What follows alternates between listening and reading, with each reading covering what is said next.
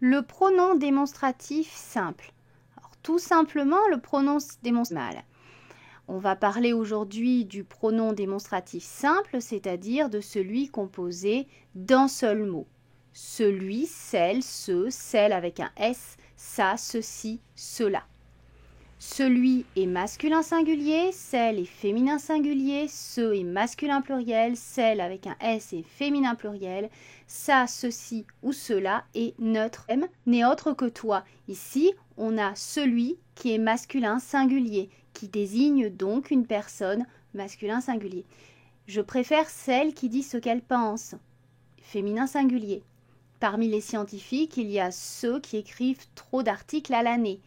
Ceux, masculin pluriel. Celles qui estiment ne rien avoir à faire ici peuvent partir. Féminin pluriel.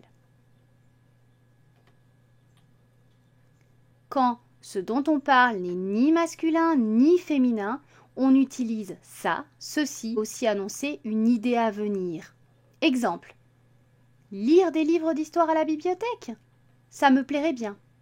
On reprend la proposition lire des livres d'histoire à la bibliothèque par le pronom ça. Le pronom ça est donc neutre. Ce n'est ni masculin ni féminin. C'est une belle groupe est au féminin. C' est toujours neutre dans l'expression. C' peut être conjugué et neutre comme C' car on ne connaît pas encore la suite.